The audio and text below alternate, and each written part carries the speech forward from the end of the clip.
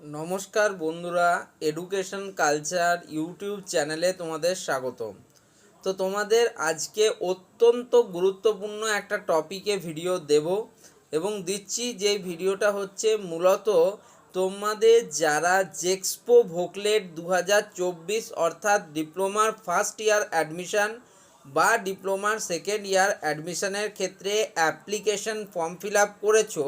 তো তোমরা জানো সেই অ্যাপ্লিকেশন ফর্ম ফিল আপের সময় তোমাদের যে ভ্যারিফিকেশন স্ট্যাটাস সেটা কিন্তু অনেকের ক্ষেত্রে পেন্ডিং এসেছে।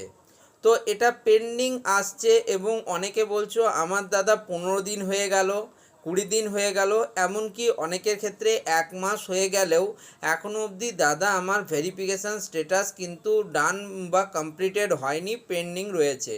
তাহলে আমি কি করব দাদা? আমি কি কোনো ডেটা দিতে ভুল করেছি, বা আমার কি অ্যাপ্লিকেশন ফর্মে কোনো ভুল হয়েছে যার জন্য আমার এটা প্রবলেমটা ফেস করতে হচ্ছে? তো দেখো, তোমাদের আমি দুটো কথা বলি, দুটো কথাই কিন্তু খুব মন দিয়ে শুনবে। দেখো, তোমরা হয়তো অনেকেই জানো না, কিন্তু প্রত্যেকটা ডিস্ট্রিক্টের ক্ষেত্রে তোমাদের এই অ্যাপ্লিকেশন ফর্ম ফিল আপের জন্য দেখা যাচ্ছে যে প্রত্যেক ডিস্ট্রিক্টে কিছুটা কিন্তু সময়ের ফারাক দেখা যাচ্ছে। কোনো কোনো ডিস্ট্রিক্টের সঙ্গে সঙ্গে কিন্তু তোমাদের ভ্যারিফিকেশান স্ট্যাটাস কমপ্লিট হয়ে যাচ্ছে, আবার কোনো কোনো ডিস্ট্রিক্টের ক্ষেত্রে এই ভ্যারিফিকেশান স্ট্যাটাস কমপ্লিট হতে কিছুটা সময় লাগছে। ওকে, তো মেন ব্যাপার কি, দ্বিতীয় কারণটা জানলে তোমরা আরও বেশি শখ হবে। যে দেখো, তোমরা অনেকেই হয়তো জানো না যে তোমাদের যারা দাদা দিদিরা আছে তাদেরও জিজ্ঞেস করতে পারো, WBSCTE অ্যান্ড VNSD এর আন্ডারে যে কলেজগুলি রয়েছে, প্রত্যেকটা জেলার ক্ষেত্রে এমন একটা কলেজ থাকে যারা সেই জেলার সমস্ত অনলাইন অ্যাপ্লিকেশন ফর্মের কিন্তু দেখাশোনা করে থাকে। তারা কিন্তু দেখে এটা, এবং সেখান থেকেই তোমাকে কিন্তু ভ্যারিফিকেশান দেওয়া হয়, ভ্যারিফিকেশান স্ট্যাটাস কমপ্লিট হবে না হবে না সেক্ষেত্রে। এবার দেখো, অনেক সময় কিন্তু যারা তোমাদের ডিপ্লোমাতে অ্যাডমিশান নিয়েছো, ফার্স্ট সেমিস্টার পরীক্ষা দিলে তোমাদেরকে আমি কিন্তু বলেছি CDC সেন্টার হয়, ঠিক আছে? সেই রকমই প্রত্যেকটা ডিস্ট্রিক্টের ক্ষেত্রে কিছু CDC সেন্টার থাকে এবং সেখান থেকেই এই ভ্যারিফিকেশানটা হয়। এবার ধরো, বিভিন্ন ডিস্ট্রিক্টের ক্ষেত্রে বর্তমান সময়ে কিছু সমস্যা দেখা যাচ্ছে। এক হচ্ছে যে তাদের প্রচুর পরিমাণ লোকের অভাব রয়েছে ডিস্ট্রিক্টের যে CDC সেন্টার যে কলেজটি রয়েছে সেখানে।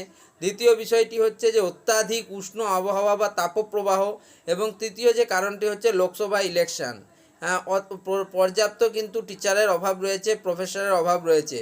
সেই কারণের জন্যই কিন্তু তোমাদের এই ভ্যারিফিকেশান স্ট্যাটাসের ক্ষেত্রে পেন্ডিং রয়ে যাচ্ছে এখনও অবধি।